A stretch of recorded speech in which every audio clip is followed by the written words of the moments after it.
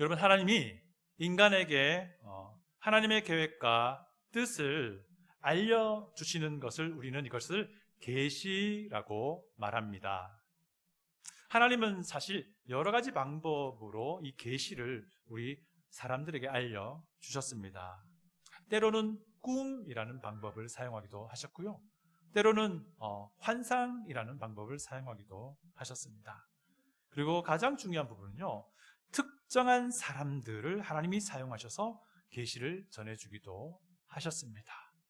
이 특정한 사람들이 누구냐가 굉장히 중요한데요. 이 특정한 사람들을 하면 선지자들입니다. 그리고 사도들입니다. 또 하나님요, 하나님 만드신 자연을 통해서도 제한적으로나마 자신의 마음을, 자신의 목적을 계시하시기도 하십니다. 그런데 무엇보다도 뭐니 해도 예수 그리스도께서 이 땅에 나타나신 바로 그 성육신이라 불리는 그 사건 자체가 하나님의 계시의 가장 중심에 있습니다. 무슨 말인가 하니, 이 땅에 나타나신 성육신 사건 자체가 하나님의 계시의 가장 핵심이다 라고 하는 것이고, 계시가 나아가야 할 종착지다, 목적지다 라고 하는 것입니다. 예수 그리스도께서 인간에게 확연하게 드러나게 된 것이 계시의 목적이라는 것이에요.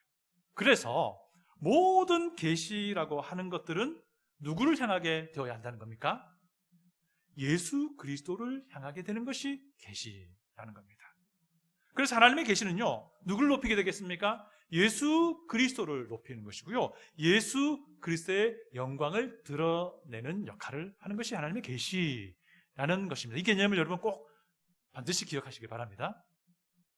그리고 또 중요한 것 하나가 있는데요, 이 모든 계시들을 총망라되어 있어서, 그래서 가장 권위 있는 계시의 수단은 바로 여러분들이 손에 들고 있는 성경입니다. 성경은 누구를 가리킵니까? 예수 그리스도를 가리켜요. 성경은 누구의 영광을 드러냅니까? 죽으시고 부활하시고 다시 이 땅에 오실 예수 그리스도, 그분의 영광을 드러냅니다. 그래서 이 성경은 또한 모든 계시를 판가름할 수 있는 최종적 기준이 되는 겁니다. 여러분, 혹잖아요. 혹 주변에 어떤 사람이 나는 하나님께 직접 계시를 받는다라고 하는 사람이 있다면요, 여러분 반드시 판단해보고 확인해 보셔야 돼요. 그가 받았다는 그 계시라는 그 내용이 하나님의 아들 예수 그리스도의 영광을 드러낼 것이냐, 아니면 내가 계시를 받았다고 하는 그 사람, 그 자기를 드러낼 것이냐를 확인해 보셔야 됩니다. 또 확인하셔야 될 것은 그 계시라고 주장하는 그 내용이 과연 이 성경 말씀 전체의 원리와 가르침에 합당한지 아닌지를 판단하셔야 돼요.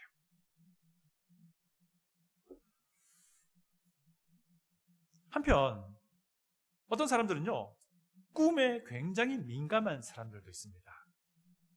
그래서 꿈을 꾸고 나서 오늘 왠지 일진이 안 좋을 것 같아, 오늘 왠지 안 좋은 일이 있을 것 같아 라고 염려하고 걱정하는 사람이 있습니다. 그런데 있잖아요, 그런 분들의 그 꿈 이야기를 들어보면 죄다 뭐다? 개 꿈이더라 라는 거예요. 개 꿈을 제가 영어로 어떻게 표현을 받지 못해가지고 그냥 한글로 개꿈 써놨어요. 이게 무슨 말인 거 아니에요? 걱정하지 말라는 소리예요. 그래도 마음이 막 찝찝하다고 하시는 분이 또 있더라고요. 저는 이렇게 말씀해드리고 싶습니다. 여러분이 개꿈 때문에 염려하고 걱정하면서 시간을 낭비할 거라면 차라리 졸립게 하는 그 성경을 읽으시면서 그냥 주무시라고요. 말씀드리고 싶어요. 이게 무슨 말이겠습니까?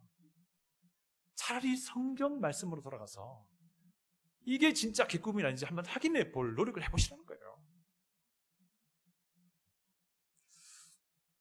오늘 예배 전에 여러분들이 분명히 창세기 40장과 41장을 읽어보셨으리라 저는 짐작합니다.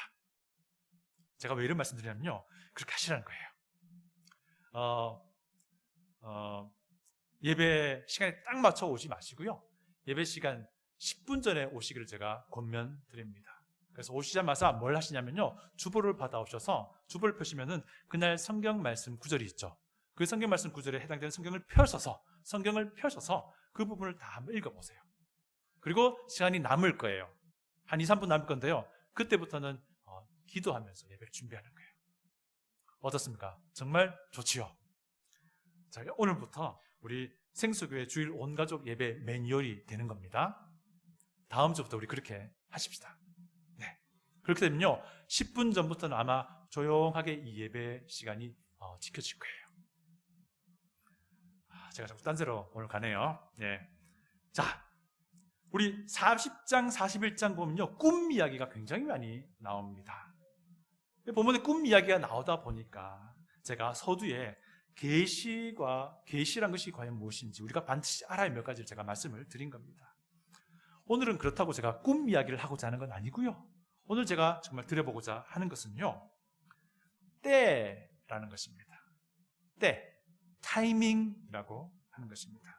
하나님의 때에 대해서 우리가 좀 살펴보고자 합니다.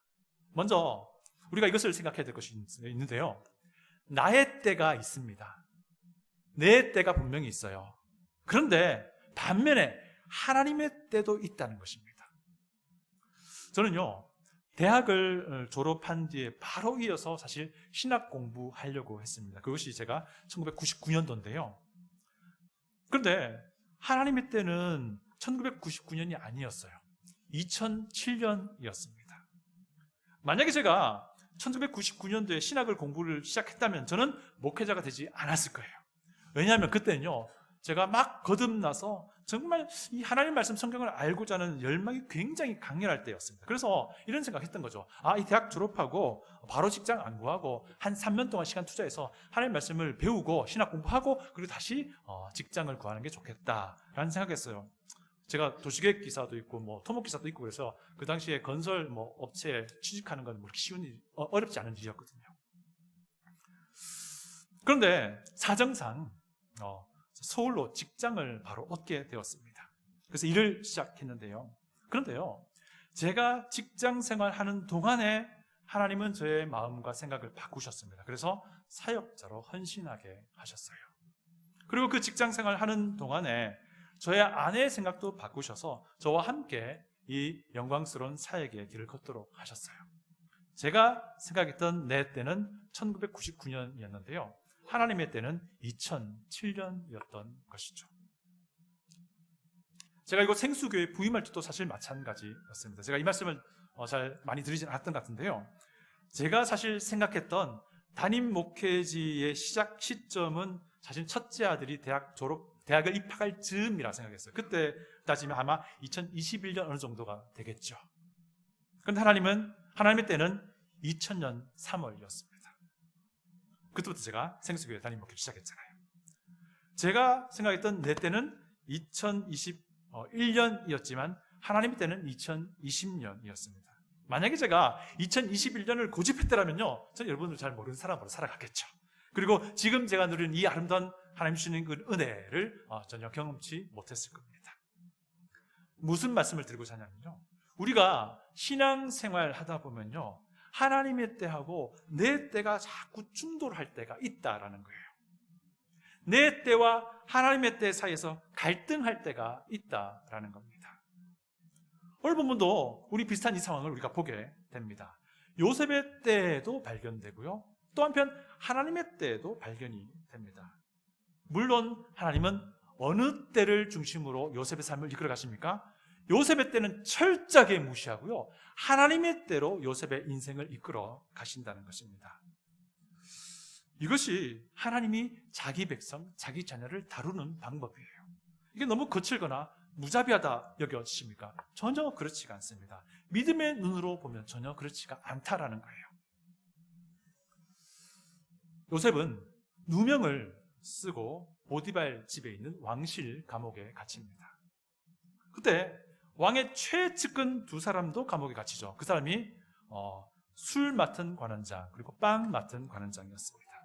그들은 왕의 음식을 담당하는 사람이니까 왕이 정말 신뢰할 만한 가장 최측근의 사람이고 가장 권력의 한 정점에 있는 사람들이었습니다.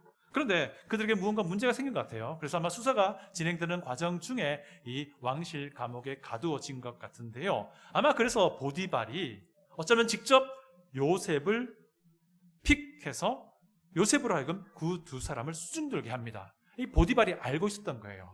이 요셉이라는 사람이 어떤 사람인지 알고 있었던 것이죠. 자, 그러다가 이제 두 관원장이 한날에 각기 다른 꿈을 꾸는데, 그래서 요셉이 그들의 꿈을 해석해 주잖아요. 그런데 이게 어떤 일이 벌어집니까? 요셉이 해석해 준 그 해석이 그대로 현실이 되어버린 거예요. 술 맡은 관원장은 3일 뒤에 복직이 됩니다. 반면에 빵 맡은 관원장은 3일 뒤에 처형당하죠. 이 이야기 아마 많이 들어서 아실 겁니다. 술 맡은 관원장의 꿈을 해석해 주면서요, 요셉이 정말 간절한 부탁을 하나 하는데요. 40장 14절이에요. 제가 한번 읽어드릴게요. 40장 14절입니다. 당신이 잘 되시거든 나를 생각하고 내게 은혜를 베풀어서 내 사정을 바로에게 아뢰어 이 집에서 나를 건져주소서. 3일 뒤에 복직하시면 날 좀 기억해 주세요. 내 억울함을 왕의 고에서 나를 좀 건져주세요 라고 간절한 부탁을 합니다. 그런데 어떻게 됩니까? 요셉의 이 희망은 산산조각 나죠. 술 맡은 관원장이 어떻게 해요? 요셉을 까마득하게 잊어버립니다. 40장 23절을 제가 읽어드릴게요. 술 맡은 관원장이 요셉을 기억하지 못하고 그를 잊었더라. 아이고, 이거 어쩐 일입니까?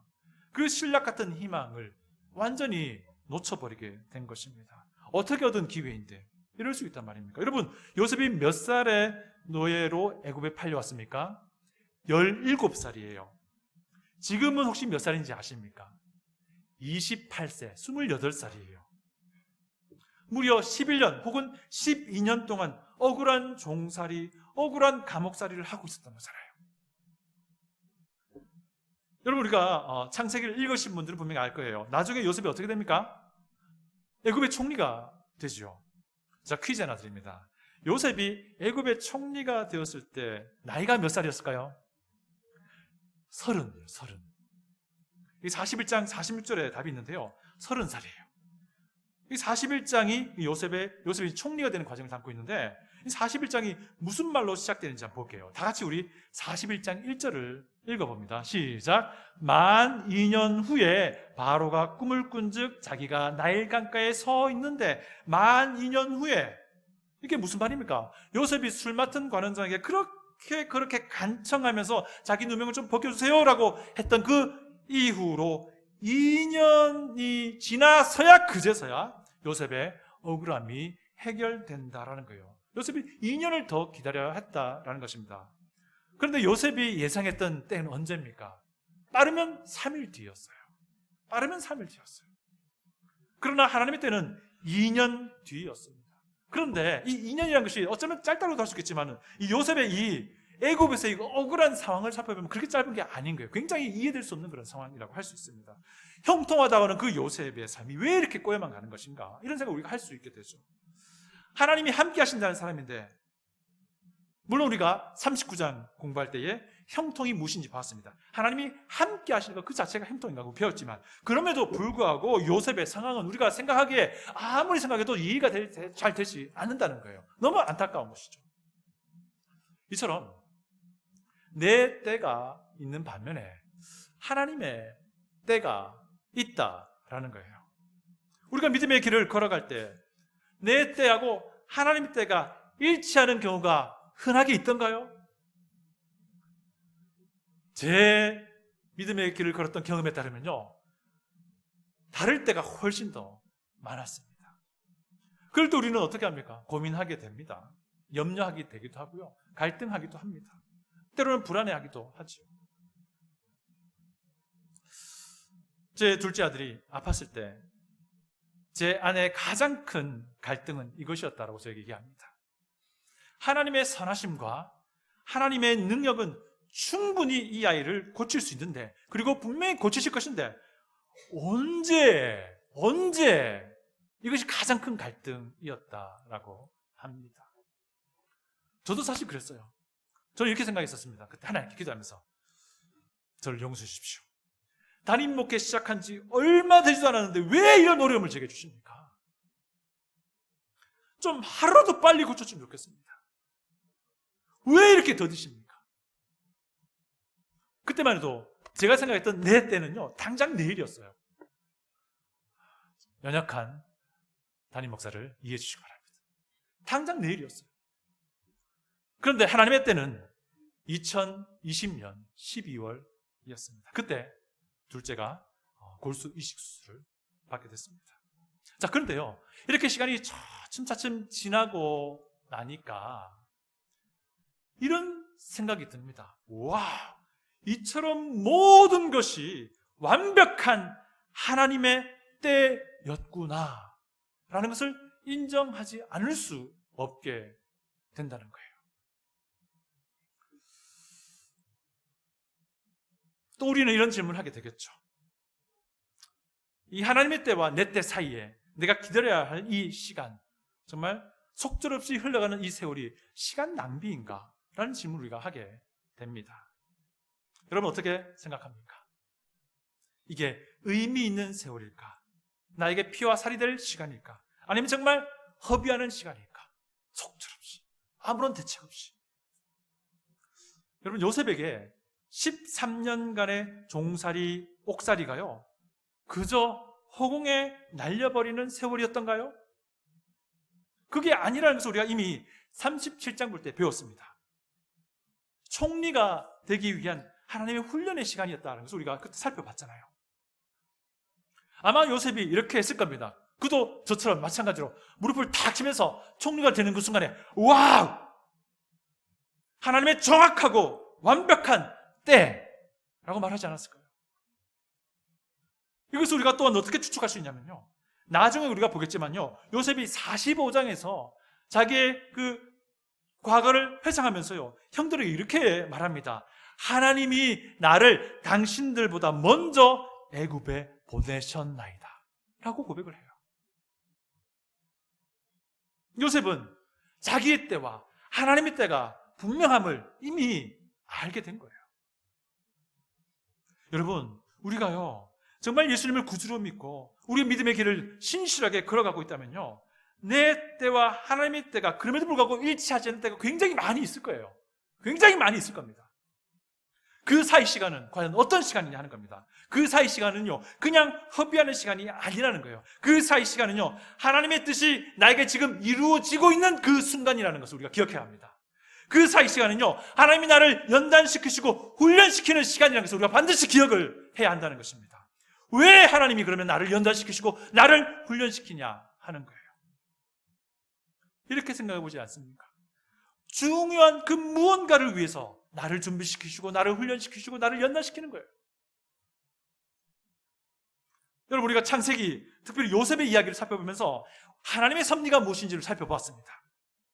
하나님의 목적과 뜻을 이 땅에서 이루어 가시고 실현하시는 하나님의 방식을 섭리라고 하는데요, 그런데 하나님은요, 이 섭리를 이루어 나가실 때에 또한 하나님의 백성들을 그분의 에이전트로 삼으신다는 것도 우리가 봤습니다. 그러니까 이게 뭔가 아니요, 내 때와 하나님의 때 사이의 그 시간은요, 하나님의 섭리가 계속해서 이루어지는 시간이라는 것이고요, 그 말은 곧 무슨 말입니까? 하나님의 그 또 다른 섭리를 위해서 에이전트로 사용할 나를 만들어내시고 빚어내시는 시간이라 하는 겁니다. 우리가 하나님의 백성이라면요, 우리가 하나님의 백성으로서 하나님의 섭리를 곱씹을 수만 있다면요, 지금 이 시간이 절대로 헛되이 낭비되는 것이 아님을 분명하게 알게 된다라는 겁니다. 우리가요, 이 하나님의 때를 기다릴 때에, 정말 신실하게 잘 기다릴 때에, 하나님의 때가 되면요, 우리의 인생에 놀라운 역전이 일어나고 놀라운 하나님의 영광스러운 일을 감당하게 된다는 것도 우리가 보게 됩니다. 여러분, 2년 뒤에 어떤 일이 벌어지죠? 감옥살이 하던 이방인 노예 요셉에게 누가 기별을 합니까? 애굽의 절대군주 최고 권력자, 천하를 다 가진 자, 애굽에서는 바로 왕이 기별을 합니다. 그리고 도움을 요청해요. 애굽 상황에서는요, 애굽 문화에서는요, 애굽 상황에서는 이게 도무지 이해되지 않는 일이, 도무지 벌어질 수 없는 일이 벌어진 거예요. 문제의 발단이 무엇입니까? 바로왕이 꿈을 꾼 거예요. 그런데 바로왕 주변에 그 꿈을 해석해 줄 사람이 아무도 없습니다. 꿈의 내용은 이것입니다. 살찐 암소 7마리가 마른 암소 7마리에 의해서 잡아먹히더라. 꿈이 하나가 아니었습니다. 2개였습니다. 의미는 같다고 나중에 알려줍니다만 토실한 7 이삭이 아주 바짝 마른 7 이삭에 의해서 삼켜진다는 거예요. 아무도 그런데 이 꿈을 해석할 자가 바로 주변에 없었던 겁니다. 그래서 애굽에 난리가 났죠. 그제서야 술 맡은 관원장이 요셉을 생각해낸 겁니다. 그리고 바로 왕의 호출을 받습니다. 요셉이 그 꿈을 해석해 줍니다. 그 꿈의 해석이 무엇입니까? 잘 알죠? 앞으로 7년 동안 풍년이 있을 것이고 그 다음 이어서 7년 동안 흉년이 있을 것이다 라고 하는 것입니다. 여기서 끝나지 않고 요셉은요, 어떻게 이 사태를 대처해야 할 것인지에 대한 대비책마저도 알려줍니다. 그래서 어떻게 되죠? 결국 요셉은 애굽의 총리가 됩니다. 그런데 우리가 봐야 할 것은 이것이에요. 요셉이 바로 왕의 꿈을 해석하기에 앞서서 이런 정말 멋진 말을 합니다. 우리 다 같이 41장 15절 16절을 읽어보겠습니다. 다 같이 41장 15절 16절을 읽어보겠습니다. 시작. 바로가 요셉에게 이르되 내가 한 꿈을 꾸었으나 그것을 해석하는 자가 없더니 들은즉 너는 꿈을 들으면 능히 푼다 하더라. 요셉이 바로에게 대답하여 이르되 내가 아니라 하나님께서 바로에게 편안한 대답을 하시리이다. 바로 왕이 요셉에게 이런 말을 하죠. 지금 내가 꿈을 꿨는데 아무도 해석해 줄 자가 없어. 들어보니 네가 꿈 해석 잘한다 하대. 여러분, 고대 사회에서는요, 꿈이 굉장히 민감한 주제이고 이슈였어요. 왜냐하면 어떤 꿈이 그들의 운명, 그들의 역사를 보여주고 이끌어간다라는 생각이 굉장히 농후했었습니다. 이 고대 애굽도 마찬가지였고요. 그래서 바로왕은요, 온 나라의 그 모든 힘을 다 모아서 이 꿈을 해석하려고 했어요. 그래서 애굽의 점술가들도 모으고 애굽의 현자들이라 하는 사람들, 현인들이라 부르는 사람들 불러 모았던 거예요. 한마디로 나라의 총력을 다 기울여서 이것을 해결해 보려고 했던 겁니다. 이것이 41장 8절에 나온 내용인데요. 점술가들은요, 지금으로 치면 어떤 사람이라 할 수 있냐면요, 종교 지도자들이라고 할 수 있어요. 현인들은 지금으로 치자면 각 분야의 박사들이라고 할 수 있어요. 이게 뭐냐면요, 이 당시 애굽에서는요, 이 꿈 해석은 정말 전문적인 교육을 받은 최고급 엘리트들이 수행하는 분야였다라는 것을 우리가 알 수 있죠. 그런데 문제는 애굽에서 내노라 하는 최고의 지식인들도 해석하지 못하고 있었다는 거예요. 그런데 감옥살이 하던 이방인 노예에게 바로 왕이 해석을 부탁하고 있다는 사건이 벌어지고 있는 거예요. 하나님의 때가 시작되니까. 이것만으로도 요셉 인생에 놀라운 역전이 시작된다는 것을 우리가 알 수 있습니다. 그런데 그때 요셉이 이런 말 한 겁니다. 정말 멋진 말이죠. 내가 아니라 하나님께서 하실 것입니다. 이 말이 바로왕에게, 이 말이 바로왕 주변에 있는 사람들에게 어떻게 들려졌을 것 같으세요? 애굽의 최고 엘리트들이 하는 것이 아닙니다 라고 들려지었을 거예요. 창조주 하나님께서 하시는 것입니다 라는 것입니다. 애굽의 모든 총력을 다 기울인다 하더라도 이거 할 수 없는 일입니다. 그러나 창조주 하나님이 하시는 겁니다 라고 그들에게 메시지가 전해지는 거예요. 애굽의 종교 지도자들이 모시는 각종 신들이 하는 게 아니에요. 창조주 하나님이 하시는 거예요 라고 그들에게 들려지는 겁니다. 얼마나 놀랍습니까? 정말 멋지지 않습니까? 이런 식으로 하나님의 영광을 드러내게 되는 거예요. 하나님의 때를 기다렸던 요셉이 하나님의 때가 되니까 이렇게 놀라운 일을 하는 것이고, 이렇게 위대한 일을 요셉이 하나님의 때에 하게 된다라는 것입니다. 심지어 요셉은 이런 설명까지 합니다. 하나님께서 바로에게 편안한 대답을 하실 겁니다. 편안한 대답이란 말을 또 붙입니다. 편안하다라는 말은 여러분이 짐작하시다시피 히브리어로 샬롬이에요. 여러분, 우리 기억하십니까? 37장 기억하실 거예요. 요셉이 형들에게 아버지에 의해서 보내잖아요. 그때 형들이 잘 있나 확인해보고 오라 그랬잖아요. 그때 잘 있나 할 때 그 히브리어가 샬롬이었어요. 요셉은 샬롬을 자꾸 전해주는 사람으로 나오는 거예요. 이번에도 마찬가지. 이번에도 이방 애굽에게 샬롬을 전해주는 역할을 하게 된다는 것을 볼 수 있습니다. 자, 그런데 여러분 생각해 보세요. 요셉이 편안한 대답을 하실 겁니다라고 말했을 때가 어떤 때인지 아세요? 요셉이 아직 바로가 꾼 꿈 이야기를 듣기 전입니다.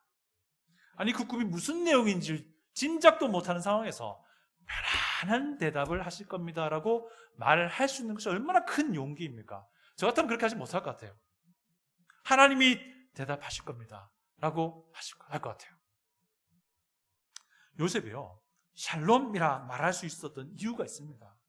일단 하나님이 하실 겁니다라고 하는 그 말 안에도 있고요, 또 요셉은요, 하나님의 때를 기다리는 동안에 연단되고 훈련되고 자꾸 다듬어졌던 거예요. 그래서 요셉은 짧게는 2년, 길게는 13년 동안 하나님의 때를 기다리면서 하나님의 섭리를 곱씹었던 겁니다. 그래서 하나님이 하시는 일은 모든 것이 절대적으로 참이니 하나님이 하시는 꿈 해석은 모든 이에게 다 샬롬이 된다라는 확신을 한 거죠. 그래서 이렇게 용기 있게 이 말을 한 것입니다. 그의 신앙의 내공이 얼마나 잘 다져졌는지 우리가 보게 되는데, 그게 언제요? 하나님의 때를 기다리는 그 동안이었던 거예요. 요셉의 신앙의 내공은요, 이뿐 아닙니다.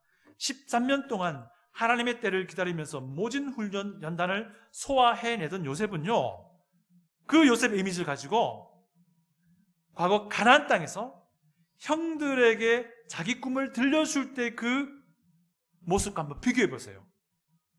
저는 쉽게 매치가 잘 안 됩니다. 너무 달라진 모습이에요. 형들 앞에서 자기 꿈을 이야기할 때는요, 요셉은 매우 당당했습니다. 이건 좋습니다. 그런데 형들 앞에서, 심지어 아버지 앞에서도 겸손함은 좀 부족했어요. 물론 눈치 없으면 당연했고요. 그런데 지금 애굽에서 요 바로의 꿈을 해석할 때나 이전에 두 관원장의 꿈을 해석할 때 그는 담대함은 똑같습니다. 당당함은 똑같습니다. 그러나 겸손함이 갖추어져 있는 것을 우리가 보게 돼요. 여러분 생각해 보세요.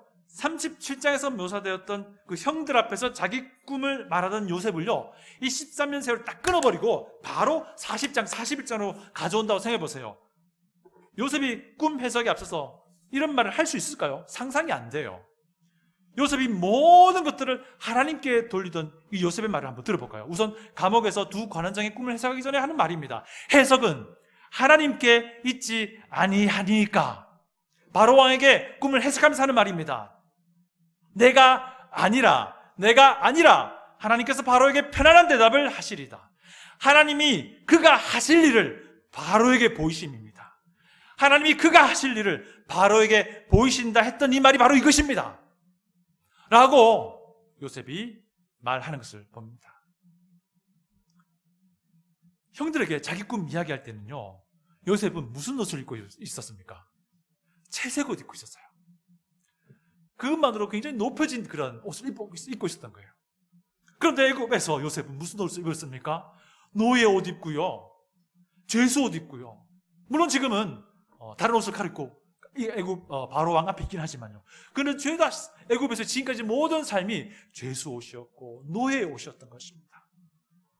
이게 무엇을 말합니까?